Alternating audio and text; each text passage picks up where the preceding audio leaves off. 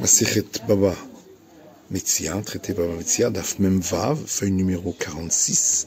Nous sommes à la feuille 45, à l'avant-dernière ligne. Métivé. Alors, on a objecté à ce qui vient d'être dit à partir d'une Mishnah qui dit Hayar Omed Bagoren. Si le propriétaire des fruits d'une récolte se trouvait à l'endroit où elle était rassemblée et il voulait racheter les fruits de la seconde dîme, mais s'il rachète avec son propre argent, il doit rajouter un cinquième. Venbeyed Maot, il n'avait pas d'argent sur lui pour le donner à quelqu'un d'autre et ainsi faire le rachat avec une autre personne pour ne pas avoir besoin de payer le cinquième. Omer Lachavero, il dit à un autre, ces fruits-là, de seconde dîme, te sont donnés en cadeau. Ensuite il dit, ces fruits-là qui sont à toi sont rachetés sur de l'argent que j'ai chez moi à la maison. Et ainsi il rachète sans avoir besoin de rajouter un cinquième. Et la Gemara dit, Tahama, toute la raison pour laquelle il doit procéder ainsi, parce qu'il n'avait pas d'argent sur lui.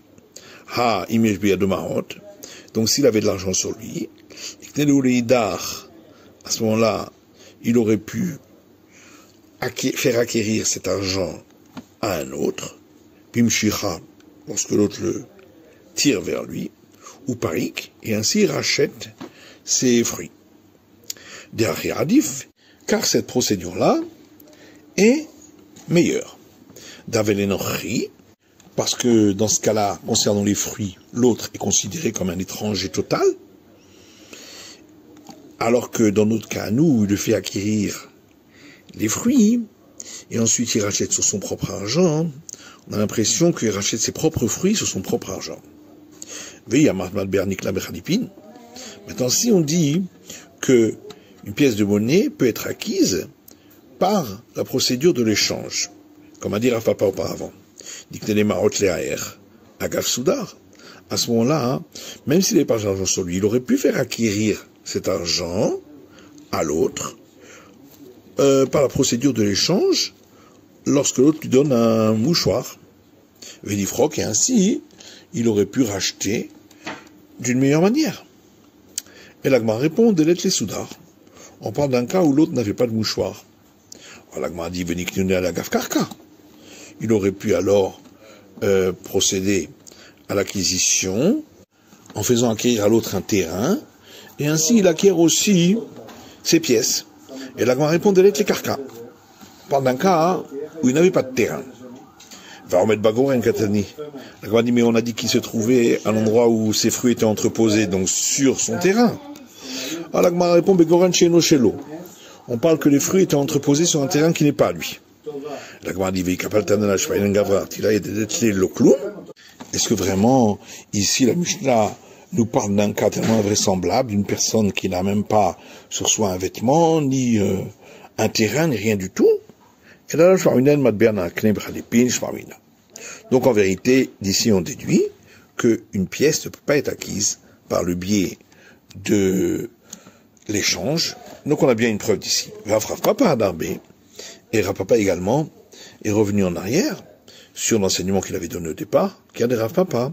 Comme on a vu qu'une fois Rav Papa voulait tresser Alfé dinaré, il avait 12 000 dinars, Berhouzaé, qu'il avait déposé chez des gens habitant à Houzaé, donc un endroit un peu éloigné.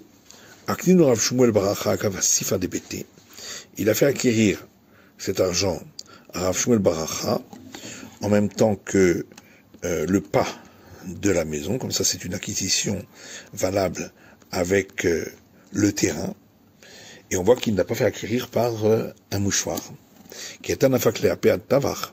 Et lorsque ce dernier est revenu avec l'argent, il est parti à sa rencontre jusqu'à Tavar, tellement il était heureux. Et de même, Oula dit également, on ne peut pas acquérir une pièce de monnaie avec un échange. Et de même, Rabbi Yassi dit on ne peut pas acquérir une pièce de monnaie avec un échange. De même, Rabbi Yochanan qu'on ne peut pas acquérir une pièce de monnaie avec un échange. Et Rabbi Abba Leoula, et Rabbi Abba a apporté une objection à cet enseignement de Oula, à partir de l'enseignement suivant. Si quelqu'un avait des âniers ou des employés qui sont venus lui réclamer leur salaire alors qu'il était au marché et il n'avait pas d'argent.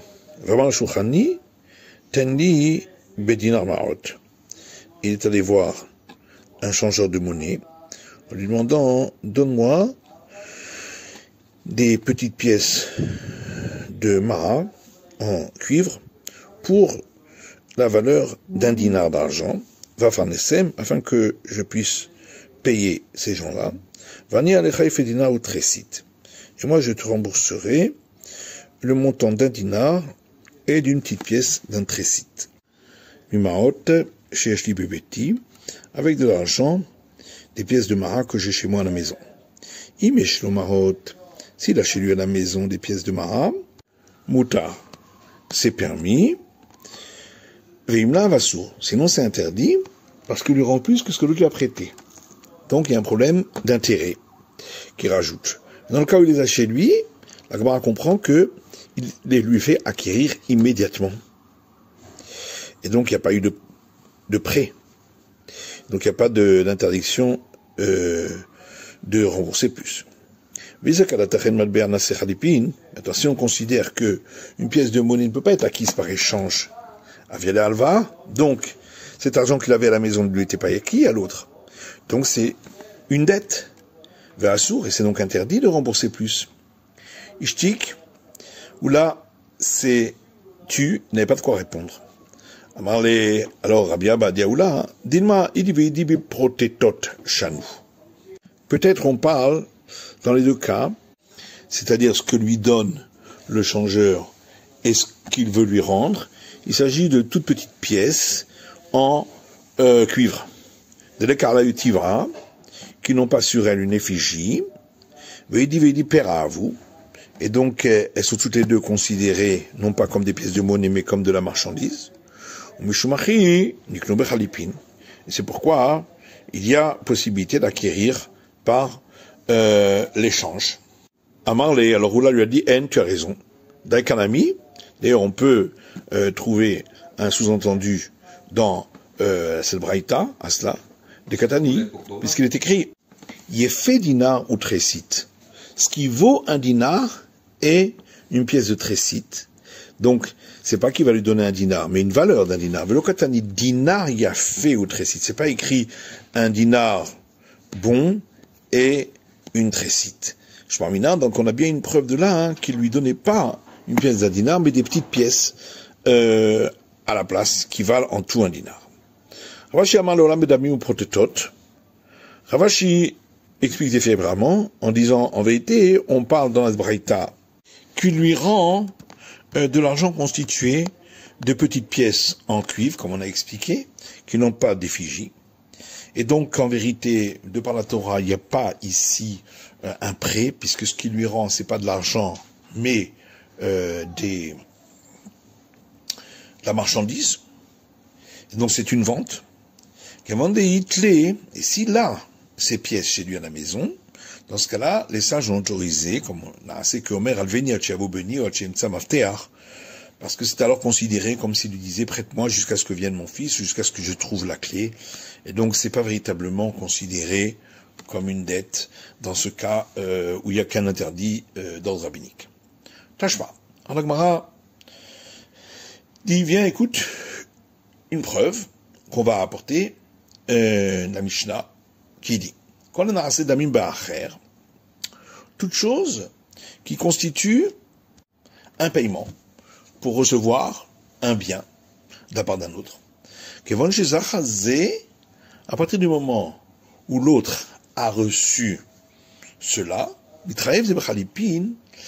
eh bien, il a l'obligation de lui donner le bien en échange. Et la Gemara dit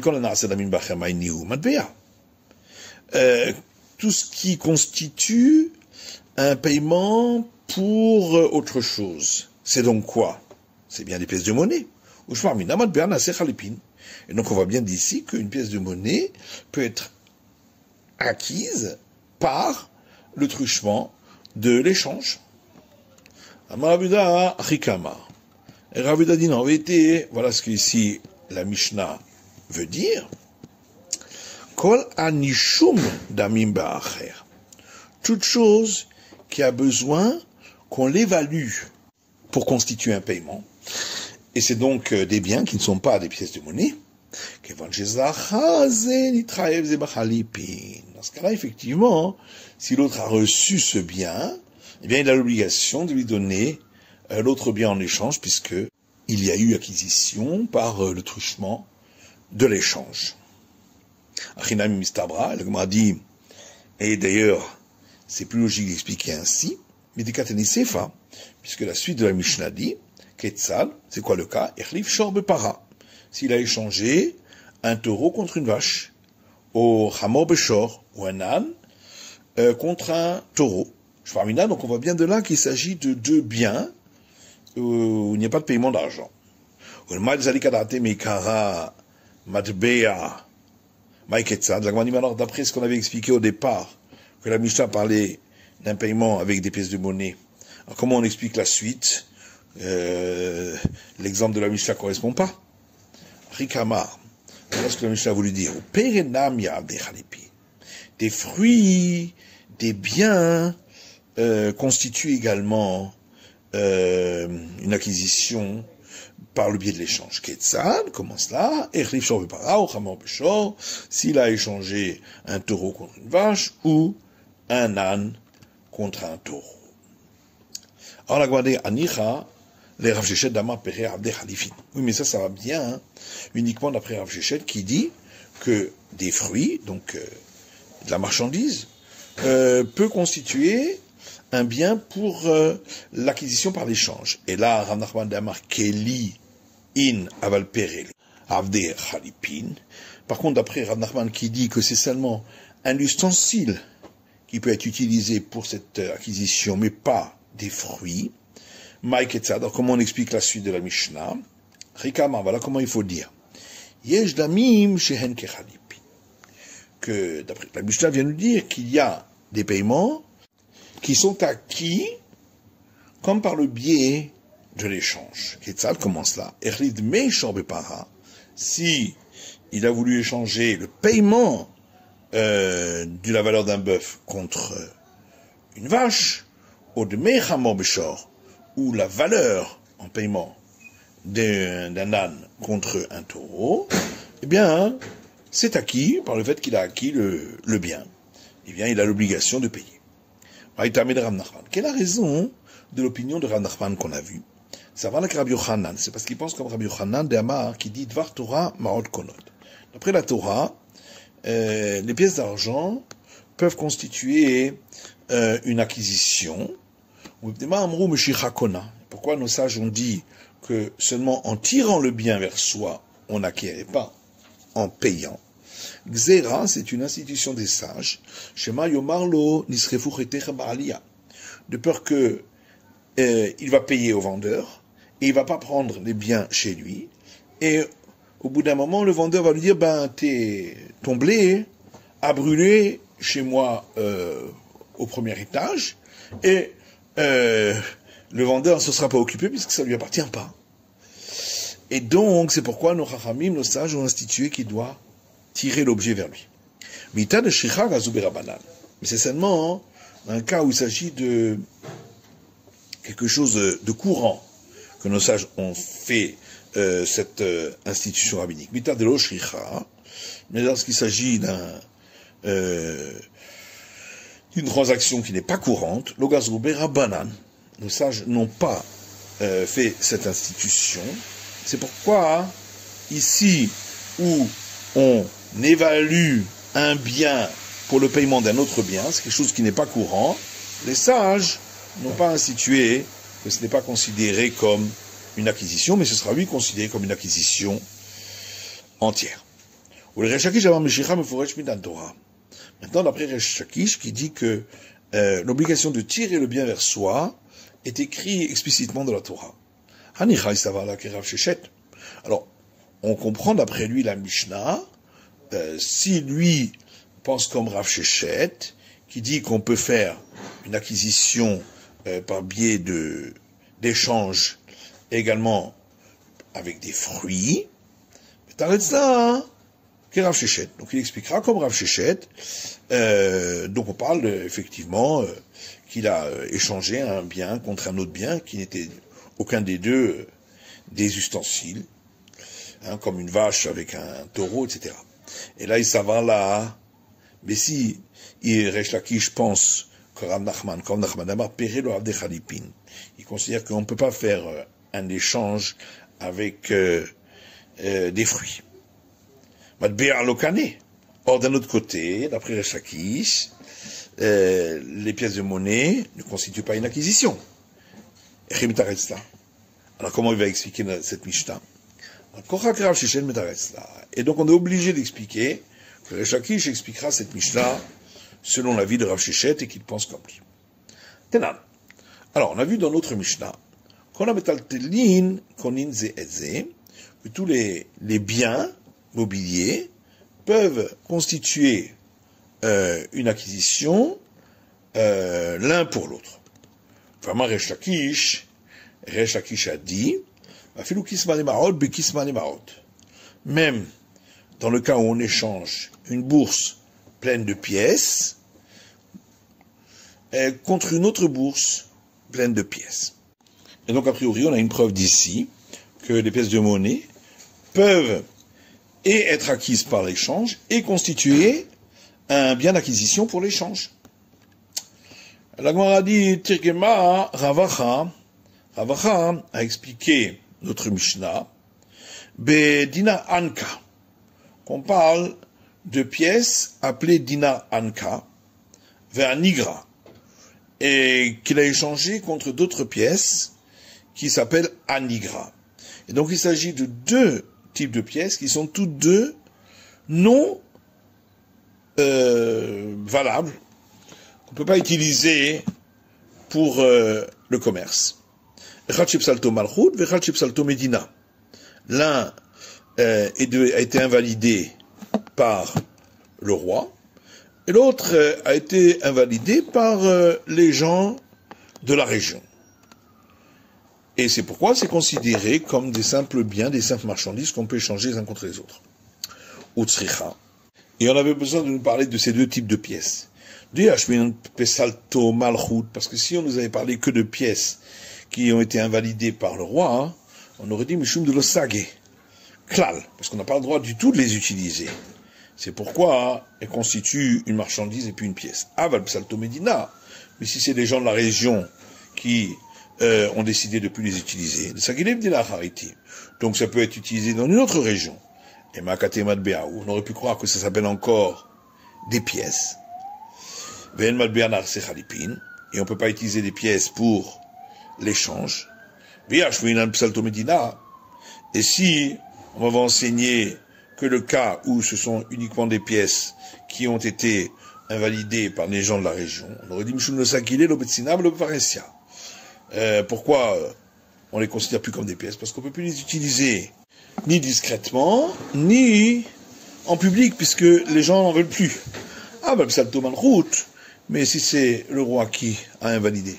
Les Sagel et Betsina. Donc, on pourrait les utiliser discrètement, sans que personne ne cherche. Et Makate Malbeaou. On aurait pu croire que ça s'appelle encore une pièce. En Malbea Nikne Bechalipin. On ne peut pas acquérir par le biais de l'échange une pièce. C'est pourquoi on a eu besoin de nous enseigner ces deux cas. C'est la fin de l'étude du Daf Mem Vav de la feuille numéro 46.